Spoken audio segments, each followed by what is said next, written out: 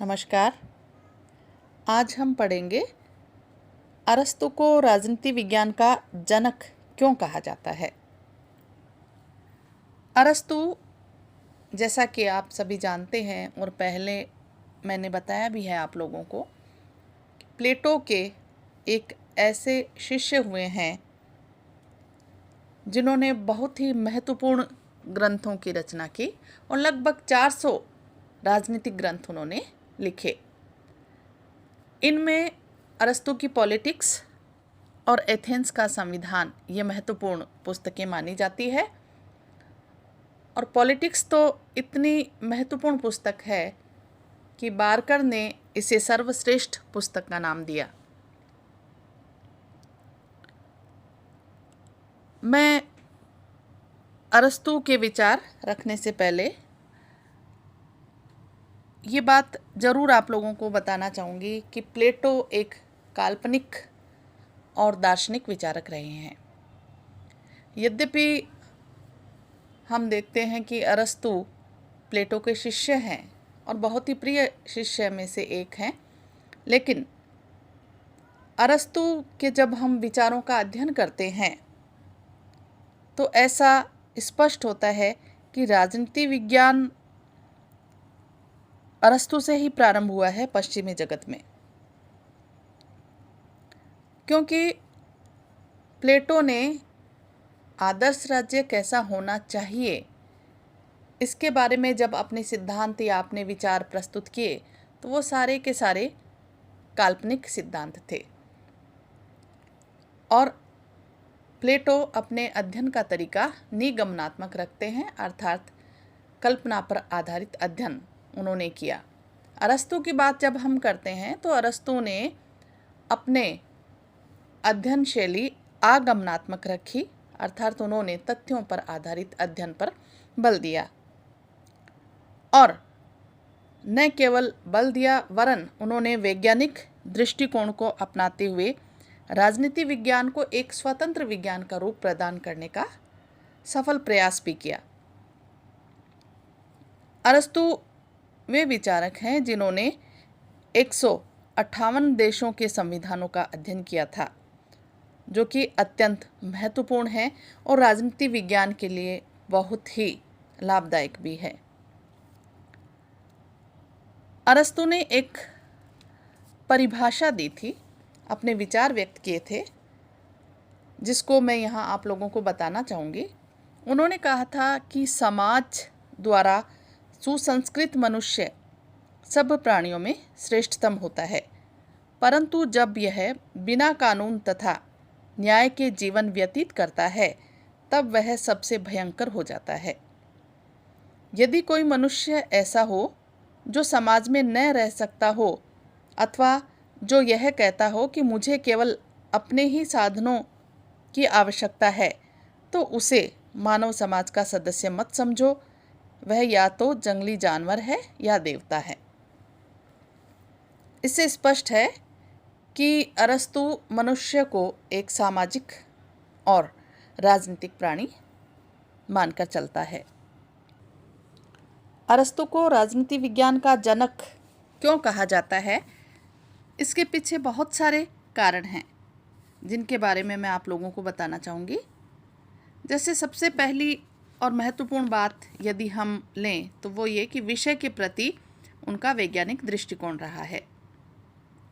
अपने सिद्धांतों का प्रतिपादन करने से पूर्व अरस्तु के द्वारा अपने समय की सभी राजनीतिक संस्थाओं का पूरा अध्ययन किया गया और उसके द्वारा क्रमबद्ध और वैज्ञानिक रूप में तथ्य भी एकत्रित किए गए। ऐसा कहा जाता है कि पॉलिटिक्स की रचना के पूर्व अरस्तु ने 158 देशों के संविधानों का अध्ययन किया। ये जैसा कि मैंने आप लोगों को बताया भी है। उसे यूनानी जगत की राजनीतिक संस्थाओं का ज्ञान कोश समझा जाता था। यानी अरस्तु इतने विद्वान थे और उन्हें राजनीतिक संस्थाओं का इतना ज्ञान था क्योंकि उन्होंने बहुत गहराई में जाकर राजनीतिक संस्थाओं का अध्ययन किया। और जो विचारक 158 देशों के संविधानों का अध्ययन करता है तो निश्चित रूप से वो बहुत ही ज्ञानी होगा। उसे इतिहास का अधिकारपूर्ण ज्ञान था केवल कल्पना पे आधारित उन्होंने अध्ययन नहीं किया था। तथ्यों के आधार पर ज्ञान एकत्रित करना ये बहुत बड़ी बात होती है किसी भी विद्वान के लिए। और उसने अपने संपूर्ण ज्ञान के आधार पर राजनीति विज्ञान को नई दिशाएं भी प्रदान की। उसका अध्ययन स्वयं द्वारा संग्रहित तथ्यों पर आधारित होने के कारण उसे प्रथम वैज्ञानिक विचारक कहा जाता है। दूसरी बात, राजनीति विज्ञान को स्वतंत्र विज्ञान का रूप प्रदान करने का कार्य अरस्तु ने किया। प्लेटो के राजनीतिक विचारों में राजनीति और नीति एक दूसरे से पूर्णतया मिश्रित हैं और प्लेटो के जितने भी सिद्धांत हम पढ़ते हैं उनमें नैतिकता के आधार पर उन्होंने अपने सारे काल्पनिक सिद्धांत दिए। और राजनीति नीतिशास्त्र का एक उपविभाग बनकर रह गई थी प्लेटो के समय में।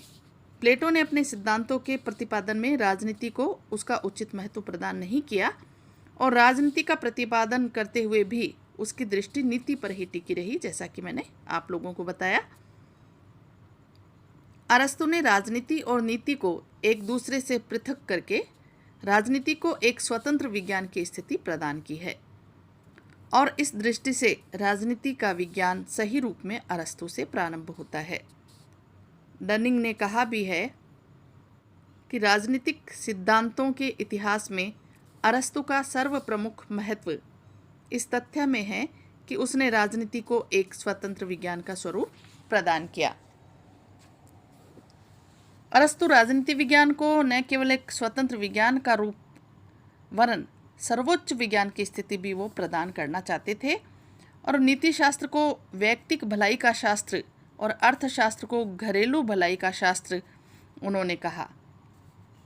लेकिन राजनीति शास्त्र के संबंध में उनका कथन था कि समस्त मानव समाज के कल्याण का प्रतिपादन करने वाला शास्त्र या सर्वोच्च विज्ञान राजनीति विज्ञान ही है।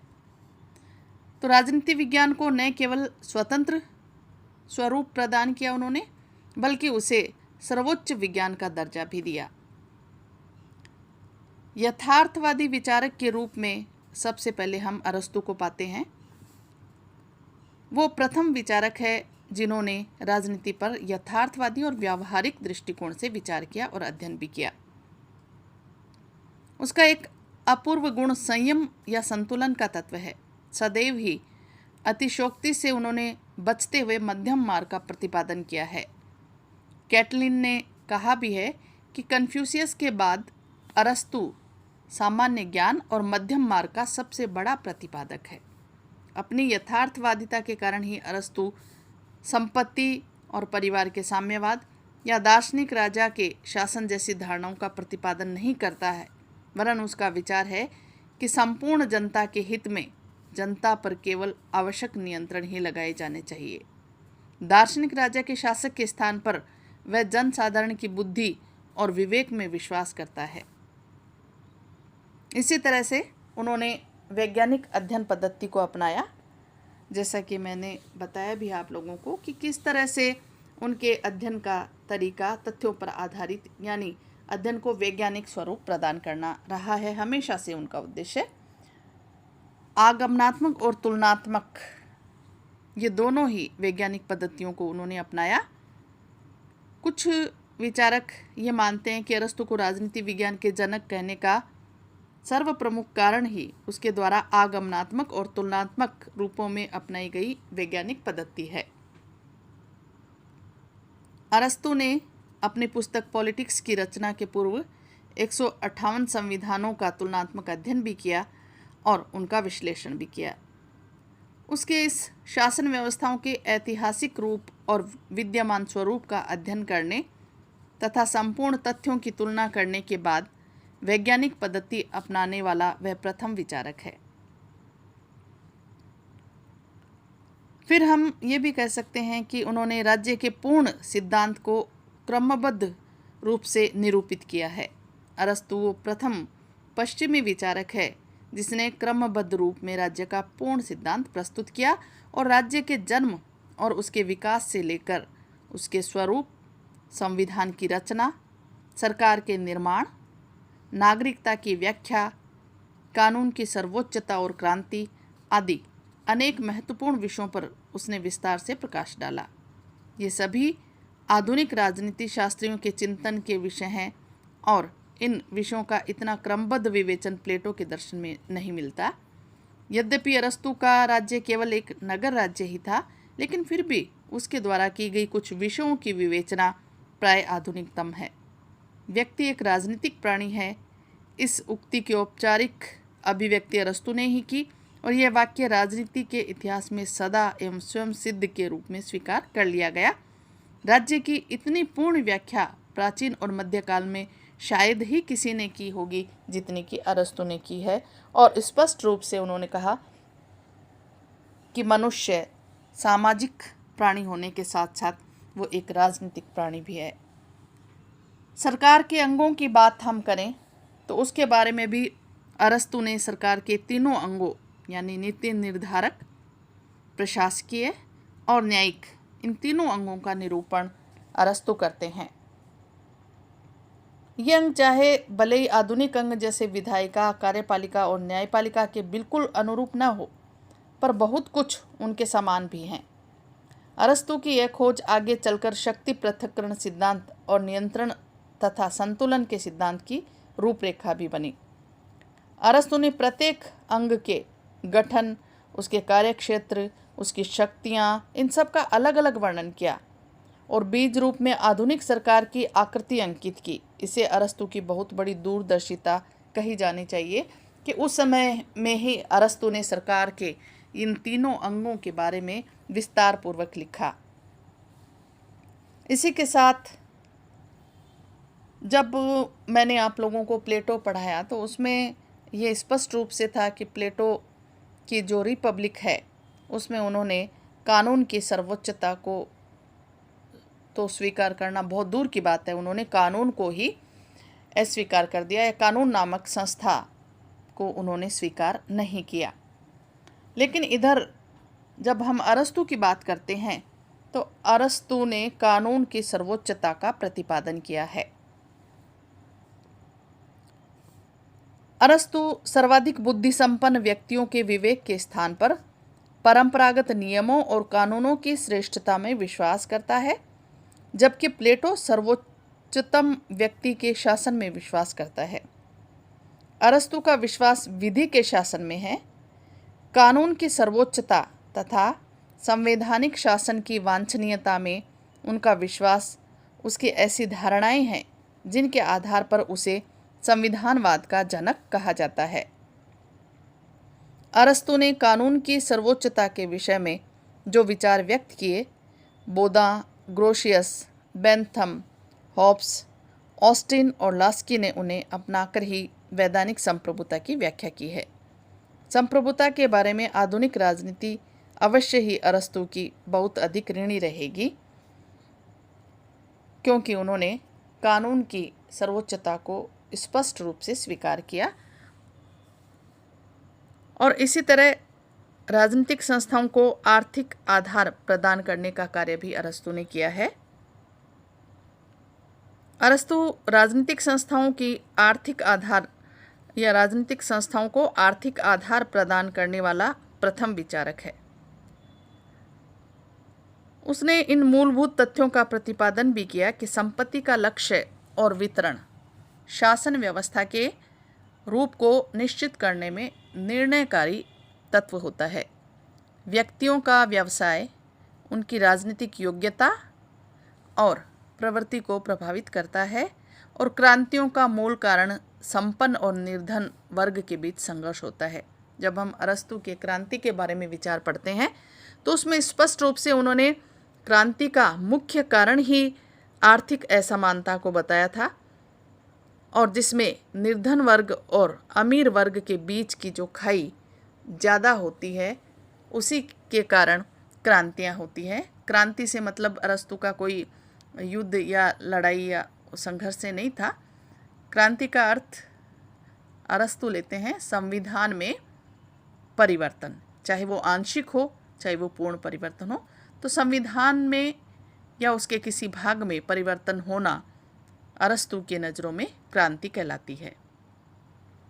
और क्रांति का मुख्य महत्वपूर्ण कारण उन्होंने आर्थिक बताया। अर्थव्यवस्था के अनेक पक्षों का अरस्तु विस्तृत अध्ययन भी करते हैं और विस्तृत अध्ययन करके उन्होंने निष्कर्ष भी निकाला कि यदि संपत्ति पर स्वामित्व व्यक्तिगत रहे लेकिन उसका उपयोग सार्वजनिक हो तो राज्य की समस्याएं सरलता से हल हो सकती है। अरस्तु ने यह सिद्ध भी किया कि राज्य में जब तक एक सुदृढ़ एवं विशाल मध्यम वर्ग नहीं बन जाता तब तक राज्य आत्मनिर्भर नहीं हो सकता। तो अरस्तु का ये मानना था कि किसी भी राज्य में जब विशाल मध्यम वर्ग हो जाएगा तो वो देश सशक्त होगा और क्रांतियाँ भी नहीं होगी उस राज्य में, यानी वो राज्य स्थिर राज्य होगा और उसमें क्रांति नहीं होगी, परिवर्तन, संवैधानिक परिवर्तन जल्दी जल्दी नहीं होंगे, अस्थिरता नहीं होगी। तो ये वो तमाम कारण जिसके बारे में मैंने आप लोगों को बताया, ये वो कारण हैं जिसके आधार पर मैक्सी ने यह सही रूप में कहा कि अरस्तु ही प्रथम राजनीति वैज्ञानिक है और अरस्तु को हमें प्रथम राजनीतिक वैज्ञानिक के रूप में स्वीकार किया जाना चाहिए। धन्यवाद।